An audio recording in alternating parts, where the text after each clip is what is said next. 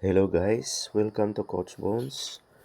Ah, Patuloy tayong magbigay ng tutorial papunta sa patungkol sa SA. Okay, in today's video guys ay alamin natin kung paano mag-harvest or mag-collect ng daily income mo sa SA. Okay? Dahil kailangan guys na araw-araw i-kolekta mo yung i-harvest mo yung electricity mo sa SA. Kasi kung hindi, posible na ma-forfeit yun kung bukas mo pa kunin. So, araw-araw mo talaga itong gawin. Okay? So, paano ba gawin? Okay, guys, so reminder lang sa mga bagong salta sa channel na to. Mangyari ko lamang ay gawin ang ritual to like, share, and subscribe at pindutin ang bell all button para lagi kayong updated sa mga bagong videos na upload natin. Okay, proceed na tayo guys. So, paano ba natin kolektahin ang daily income natin sa Meta? Okay, mag-login ka sa SA account mo. Pagkatapos, makita mo rito, nandito na tayo. So, kung may makita ka dyan mga harang-harang dyan, katulad dito, i-ano mo lang, i-X mo lang, may mga X dyan sa taas. Okay, katulad yan, in-X ko.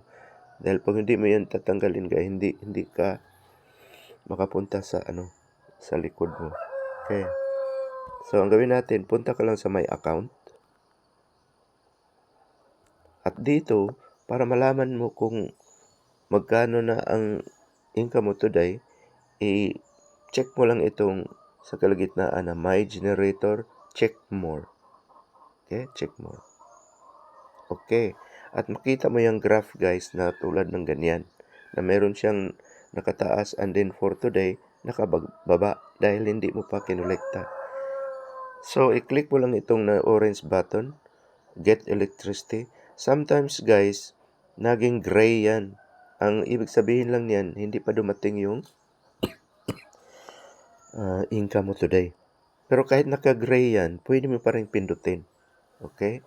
Yun nga lang, wala ka makita sa loob. Pero kung wala ka makita, ulitin mo lang, balik ka rito, Get Electricity pa rin hanggang sa mag-orange yan. Okay? So, katulad yan, pindutin natin Get Electricity. Sinabi rito na receive power, pero ang sinasabi, the electricity you receive is being queued. It will be automatically arrive to your powerhouse later.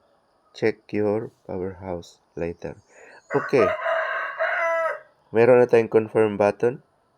Press natin ang confirm. So, nakita nyo dito guys, wala pang nangyari dahil yung graph ay nakabagsak pa rin sa dulo for today. Okay, yan ang sinasabi ko na minsan hindi pa dumating yung mo. Repeat mo lang, okay? Get electricity ulit. At nakita mo nagbago ang alarm na pinakita sa iyo. Receive power. It is not time to collect power. Pero magbago yan guys. Click mo confirm again. Nakita mong nangyari. Tumaas na yung graph. Nandun na sa pinakataas. Okay? Signifying na natanggap mo na yung daily electricity allowance mo. Okay? Once makita mo yung graph na tumaas na, pindutin mo itong arrow up, orange na parang bahay, circle. Okay, on the right side. Press. Okay. Makikita mo rito, meron diyang electricity balance, 121.41 kilowatt.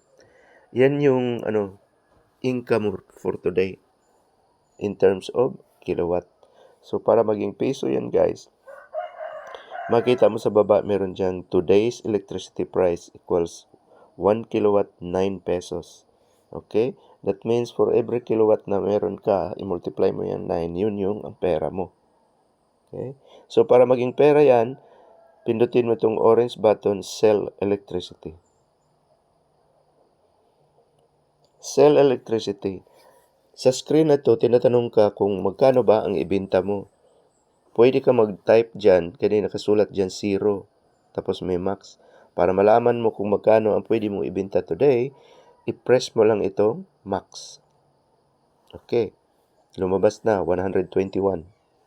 So today, ang sabi niya 121, multiply mo yan ng 9, you'll get 1,089. Okay? Press confirm electricity sales. Ayan na. Success. Selling electricity success.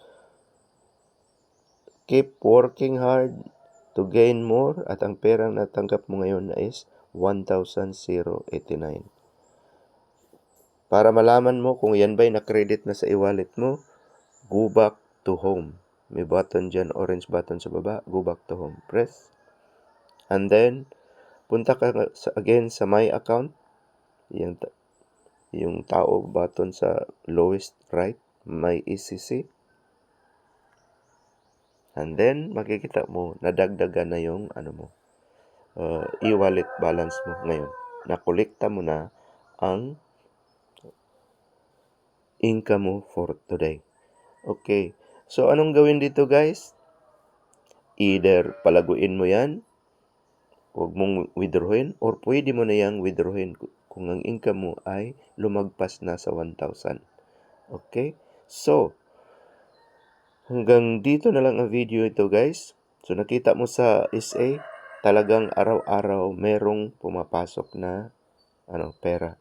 Saan ka makakita, guys, na kukulikta ka lang ng pera araw-araw?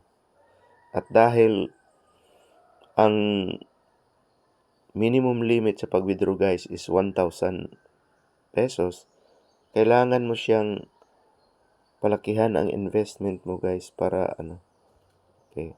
Balik tayo lumabas tayo. Okay. May account ulit. Okay. Kailangan mong lakihan mo yung investment, guys, to a point na kaya mo nang mag-income ng more than 1,000.